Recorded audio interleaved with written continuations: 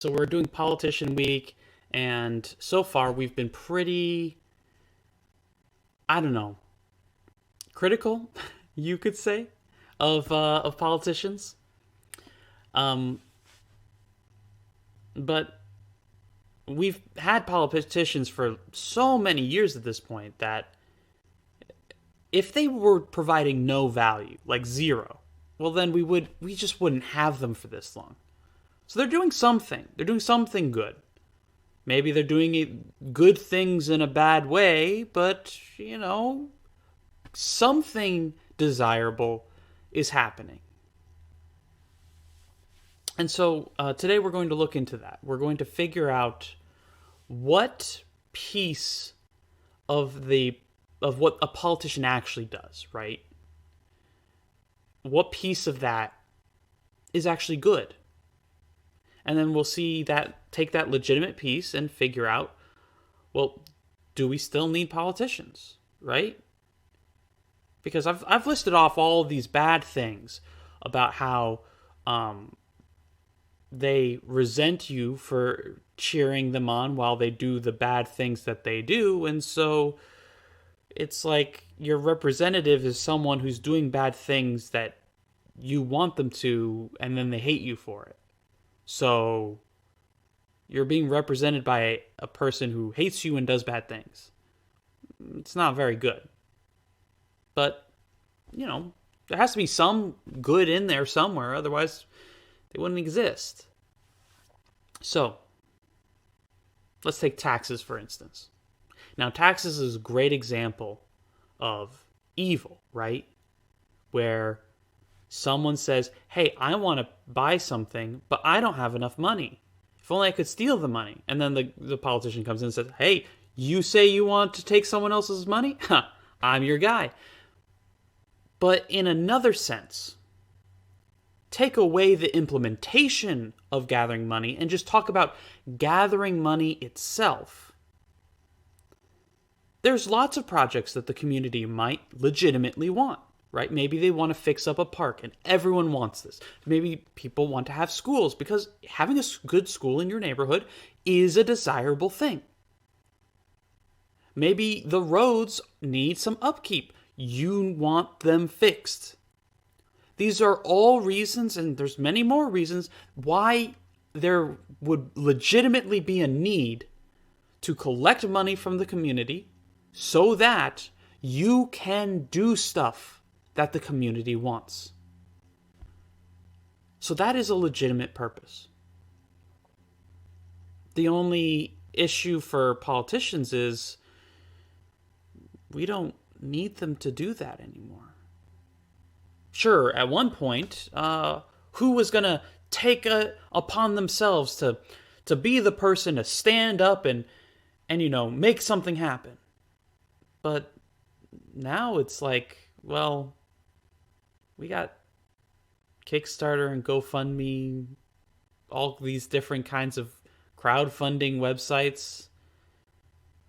We don't need a politician to collect the money anymore because we can just look it up and say, hey, what do people in my community need?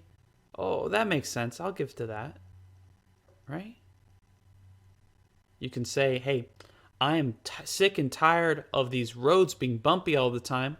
Let's see if someone started up a crowdfunding for fixing these roads. Because, oh my gosh, I'm so frustrated.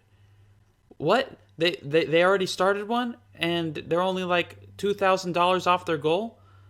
I'll kick in 20. I'll kick in 40. Something like that. And then a couple more months of it not happening. You see, maybe I'll give a little bit more. I'm really frustrated, right? Or maybe I'll try to convince people to do it. Say, hey, here it is. We need to fix those roads. People already spend time with their little flyers and little whatever clipboards, and they say, oh, can I get your signature? Can I do this thing? Just do that.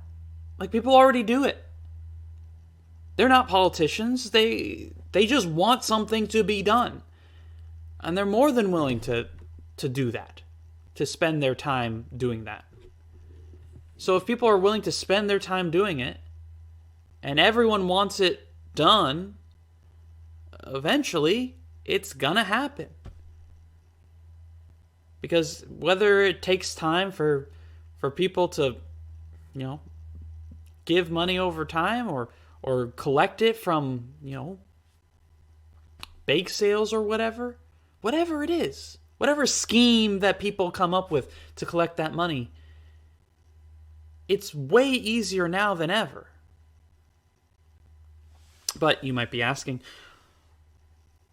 that's all well and good to collect the money, right? But how are you going to trust the person collecting that money so that way they don't, run off with it?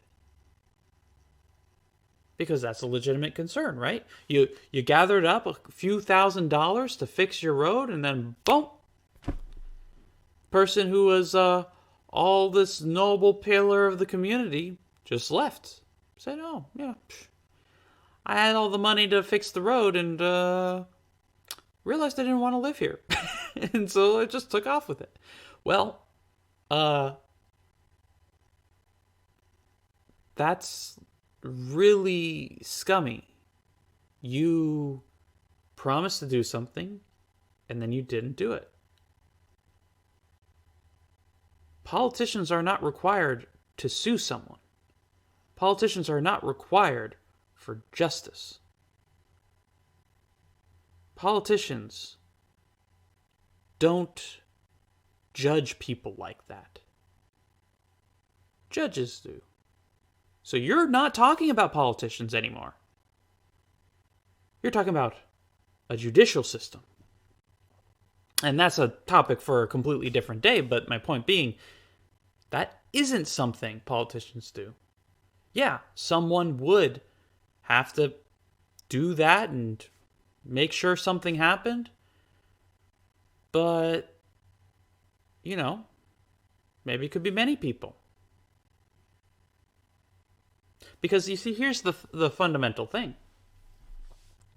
We talk about how going through the process of, finding the contractor to do the work, and then having them come in and assess the situation, do their due diligence, and then once they have a plan together, make that proposal, and then once they have the proposal, then they and all their surveillance surveying, then they go in and they have to actually rip up what's there, redo it, all that kind of stuff, or whatever the situation is.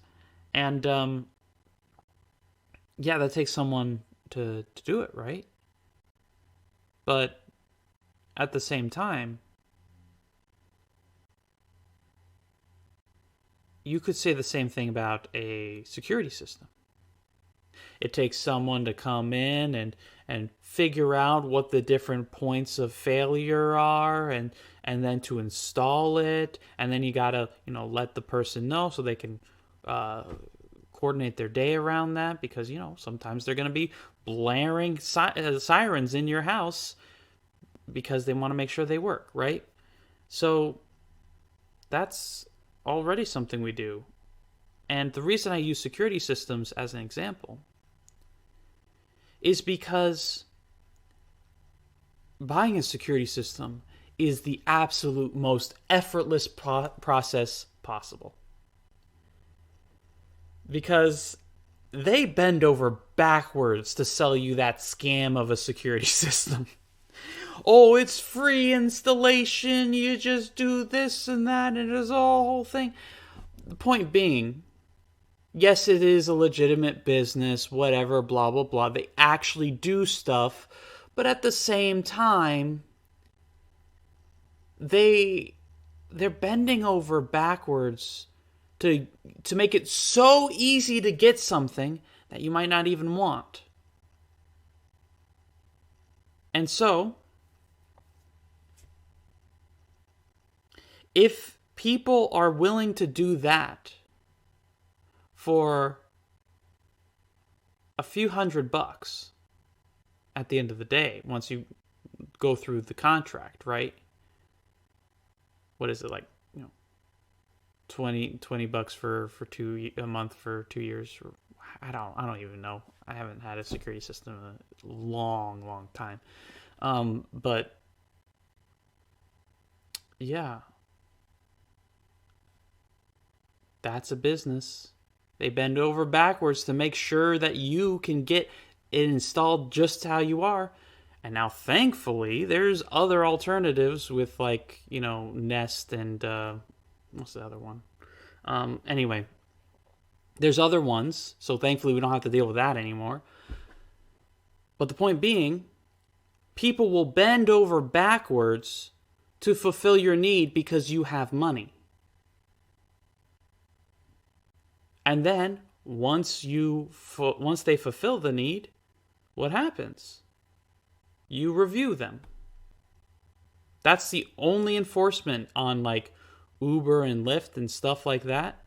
The only way you're not going to be driven by a sociopath psycho killer is because they have a 5-star rating. Like, that's it. That's the only thing you have. And yet, that's enough. It's enough for you to feel good, and it's enough for bad things to be actually very, very rare.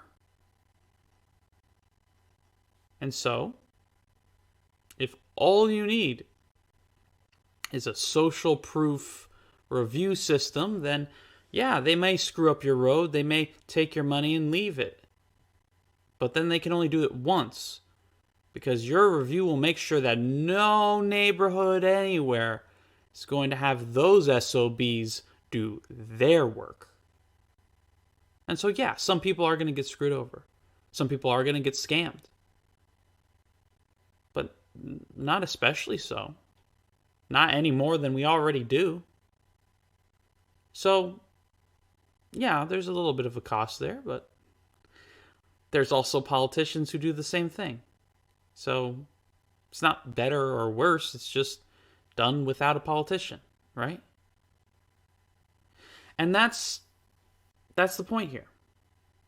Is that this gathering of funds in order to do a project, whether that's, military or policing or welfare or infrastructure or name anything that any government does, you could do the exact same thing without the politicians telling you to. Simply because you wanted to. I mean, are you really going to tell me that there are Americans willing to volunteer to risk their lives, risk dying in a war that they didn't start, that they don't really care about, that they're willing to die, but pay $20? Psh, no chance. Like, that's what we're talking about here. That we feel so much that people are not willing to put up some money when there are people literally volunteering to risk their lives. I feel like it takes a lot less courage to pony up a few bucks.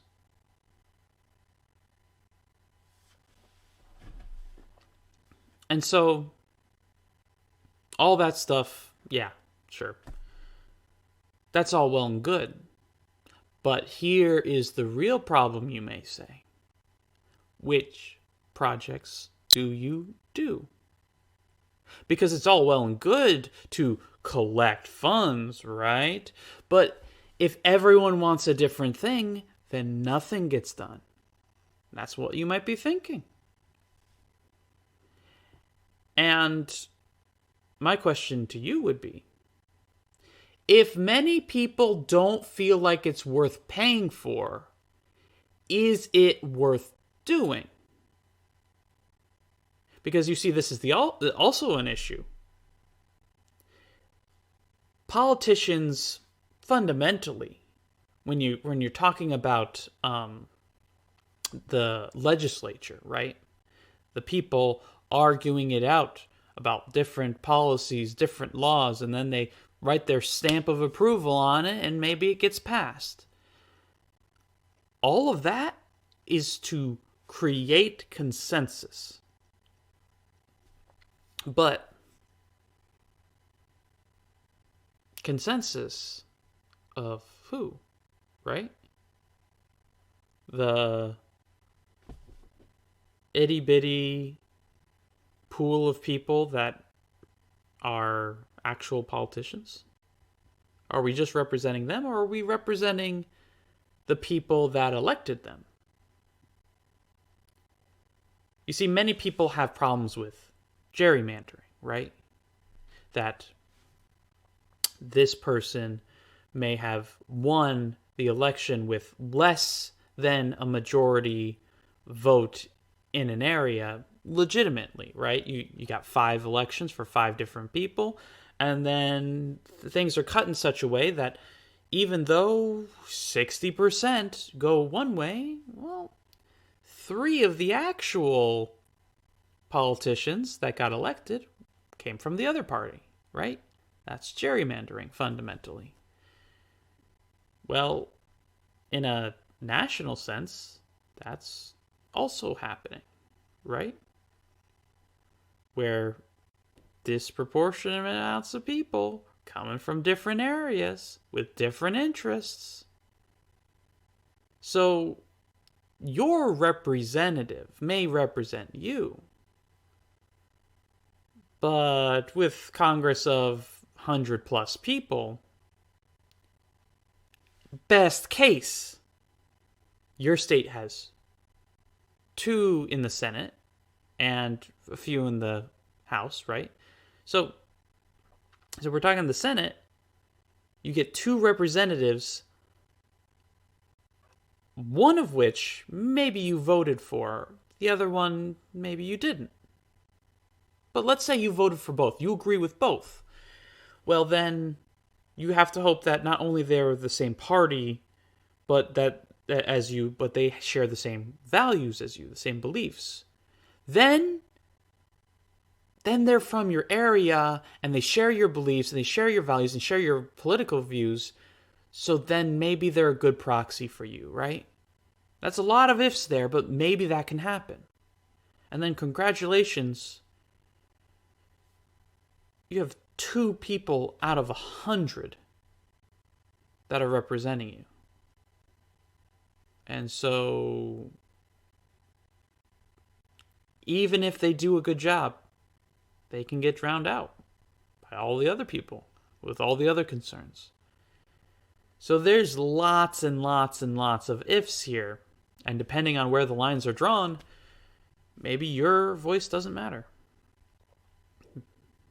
Maybe your voice matters more than most. But here's the difference. If instead of talking through a politician, if you talked with your dollars, well, then it's 1-to-1.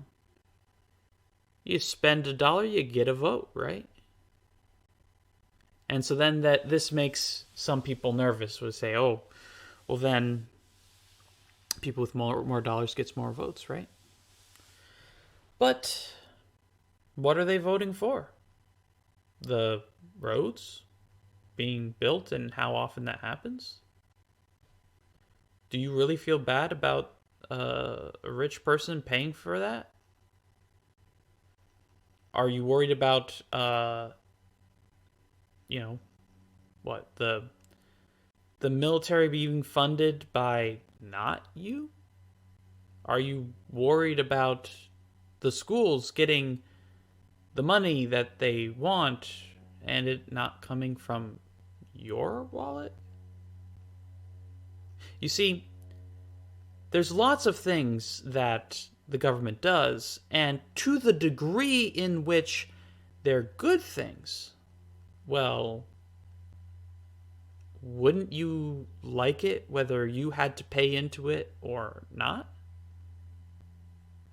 And the degree to which it's bad things, wouldn't you be happier if you weren't forced to pay into it? And that's kind of how this goes. It's a very confusing area to talk about. But you can have your own thoughts about these things, your own ideas. And much like the stock market has index funds, I'm sure someone's going to create a portfolio of your community's values, and you can just dunk money into it and say, yeah, fix problems. I don't care. Right? Like, I'm sure that can happen. And then, they get investigated. Oh, no, it turns out that they were spending money on something horrible. And then you can actually change. Whereas now with the politicians, then maybe the politicians get fired, but then the bad stuff keeps happening, right? Like, when I was growing up, how many years did they promise to close Guantanamo Bay to stop that the torturing, right? And they said, "Oh, we absolutely have to do that." Oh man, it's so inhumane. It's so terrible. And then it's like, "Oh, but are we still doing it though?" Oh yeah, of course. But like, oh my gosh, it's just moral terrible immoral terrible thing. And yeah, but we're still doing it though, right? Yeah, of course we are. Like, why would we stop? But it's like this terrible. Like, they don't care because it's out in the bureaucracy. Someone else will take care of it. It's not your problem. But not only do you have the ability to pay money to fund things, but you can also pay money to stop things too. Right? I mean, that's the whole premise behind police in the first place. Is that you pay a guy money so that way certain things don't happen in a given area. That's their job. And so, why wouldn't you just say, hey, Guantanamo Bay, let's get some funds together to figure out what's going on there and stop it. Right? You could do that now. But let's get down to the meat of it. The real thing the politician provides is what we've already been saying throughout the rest of the week. It's not that big a deal to collect money, right? They're stealing it, so, yeah, they're really efficient at it because, you pull out your wallet a lot faster with a gun to your head, right? For sure. But throwing that aside, because, maybe you don't want that, well, then what else do they do? They decide what's important. They're the deciders. Why? Because they're smarter, right? They're experts. Or do you not believe your politicians are experts? If your politicians aren't experts and they're not smarter than you, then why would they make better decisions than you? And if they can't make better decisions than you, why are you letting them make the decisions for you? And that's the one thing that people really have an issue with. It's not how you collect money, because who cares? The money's going to come. It's not what you decide to do, because who cares? Good stuff's going to get done. What really bothers people is the idea that there is no expert. That we're all just humans and we're all winging it. And that's scary. It's much nicer to have someone at the helm, right? Someone steering the ship so that way we can be safe. That feels good. It gives you peace of mind. But they're not better than you. They're not more moral. They're not more just. They're not even smarter. They're essentially just like you. Maybe more charismatic, right? But charisma doesn't fix problems. Charisma is important for con artists, not for problem solving. And so, at the end, when you look at all of these different things, there's not really much that they're necessary for. There's a few menial type tasks that you could divvy up, that you could not make an elected position, right?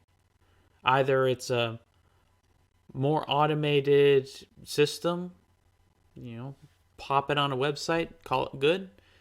Maybe it's a more, coordinated effort.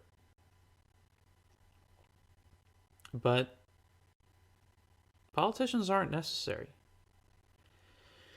We don't need them to make laws because, we kind of have the laws that matter right now. Even some that we shouldn't even have. You could just, if that was the only thing, let's say that is the last thing, making laws, you just can't get past that. Well, what's the difference between a politician making a law and a judge making a decision? The difference is fundamentally that the judge is looking at your case. The judge is looking at something specific, a specific instance where two people came together and something happened. Whereas the politician is looking at a hypothetical, a blanket statement that'll apply to all people in all situations at all times. So, are you willing to trust some blanket statement or some individualized care? That's another way to think about it. Because, as we've seen, no matter how many laws we have, and we have a lot, they're never going to cover every case. So at the end of the day, it's a judge's decision either way, whether you have a law or not. So, are you the expert? Do you know what's best for all of humanity? Do you think you are so much better than everyone else, so much smarter than everyone else, that you can make those decisions for every theoretical situation and create a nice list of rules that will cover every case? And if you're not, who would be? Probably someone who's lying to you, right? No one is perfect, so stop expecting perfection. What we really get from politicians is what I've been saying this whole week. The lie that they have stuff handled, that they have things taken care of. And everything else can just be automated away or divvied up. They're not necessary. You don't need politicians. You don't need a legislature. You don't need all these multiplying laws of today we have 100 new ones on the stack. Who can keep track? If it's not useful, why do it? And I think you know the answer, at least at this point. We shouldn't.